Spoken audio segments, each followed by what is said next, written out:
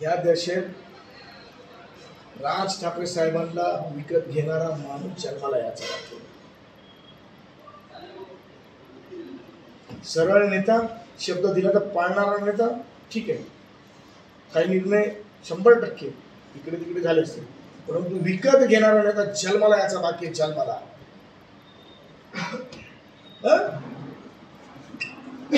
50,000च्या पगारावरती याचं घर चालायचं, या अमोल मिटकेरचं हे कोण बोललंय, कोण म्हणालंय? जितेंद्र आव्हाड म्हणाला ज्यावेळेस बाजूला झालं, हे तुमच्या मीडियामध्ये क्लिअर कट आहे, ज्याची ही अवकात आहे हो, तो माननीय राज ठाकरे साहेबांवरती बोलेल का?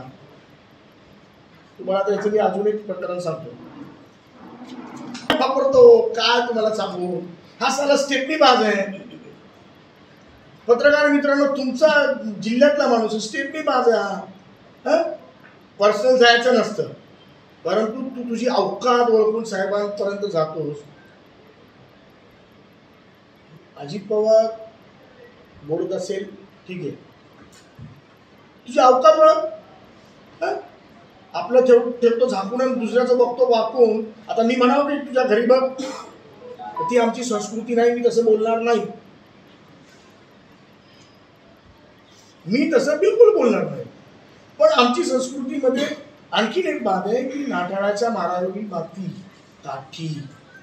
आणि आत्ता सांगतो, पुढच्या 8 दिवसात 2 माझे शिल्लेदार आणि माझी महाराष्ट्र नवनिर्माण सेना त्याला भेटेल तिथं तुडवल्याशिवाय राहणार नाही, तुडवणारच।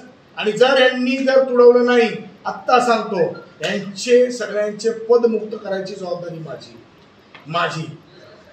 साहेबांवरती जो कोणी येणार आडवा त्याला सोडणार नाही, ठीक आहे, टीका करा, टीकेला एक लाईन असते, एक मर्यादा असते, मर्यादेच्या बाहेर जाऊन जर कोण बोलत असेल त्याला सोडणार नाही, तो कोणी असून देत, काय होणार, एवढ्या FIR आणखी नाही 2।